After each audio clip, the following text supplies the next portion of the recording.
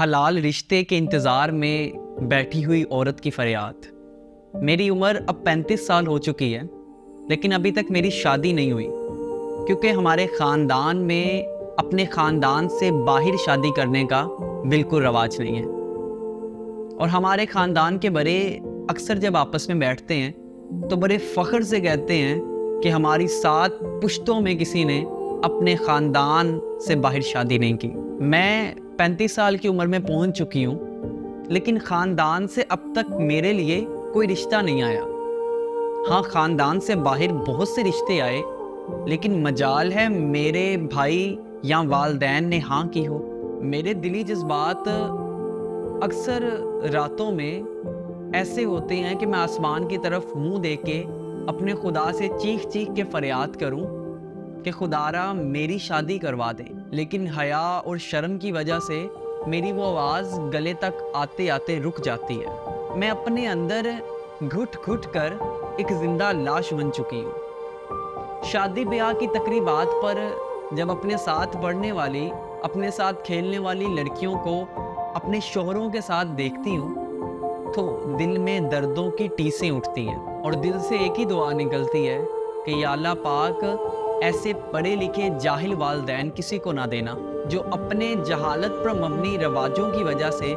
اپنے بچوں کو زندہ لاش بنا دیتے ہیں۔ معذرت کے ساتھ یہ بات لکھ رہی ہوں، اکثر خیال آتا ہے کہ گھر سے بھاگ کر کسی کے ساتھ منہ کالا کرواؤں اور پھر واپس آ کر اپنے والدین کے سامنے کھڑے ہو کر کہوں کہ یہ پڑھیں آپ کی 7 پشتوں کے رواج۔ کبھی خیال آتا ہے کہ گھر سے بھاگوں، کسی کو کہوں میرے سے شادی کروا لو، لیکن پھر دل ڈرتا ہے کہ کسی غلط بندے کے ہتھے نہ چڑھ جاؤں۔ میرے درد کو تو مسجد کا مولوی بھی جمعے کے خطبے میں بیان کرنے سے قاصر ہے۔ اور یہاں مجھے حضرت عمر فاروق کے زمانے کا ایک واقعہ یاد آتا ہے، جب ایک عورت نے فریاد لگائی جس کا مفہوم یہ تھا کہ اگر مجھے قیامت والے دن کا ڈر نہ ہوتا، اگر مجھے حساب والے دن کا ڈر نہ ہوتا تو آج چارپائی کے کونوں میں ہلچل ہو رہی ہوتی۔ جب حضرت عمر تک یہ اشعار پہنچے تو آپ تڑپ اٹھے، اور آپ نے یہ اعلان کیا کہ کوئی بھی شوہر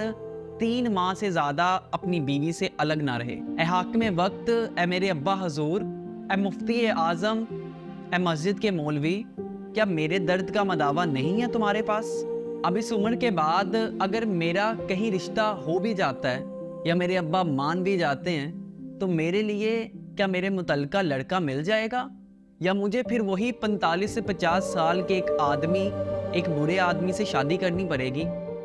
جس کے شاید 20 سے 25 سال کے بچے بھی موجود ہوں گے، اور پھر یہی میرے ابا ہاتھ میں تسبیح پکڑ کے کہیں گے بچی کا نصیب ہی ایسے تھا۔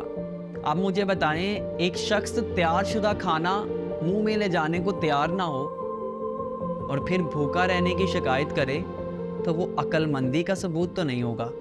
کیونکہ مرد اگر لیٹ شادی بھی کر لے، تاخیر بھی ہو اس کی شادی میں تو زیادہ فرق نہیں پڑتا،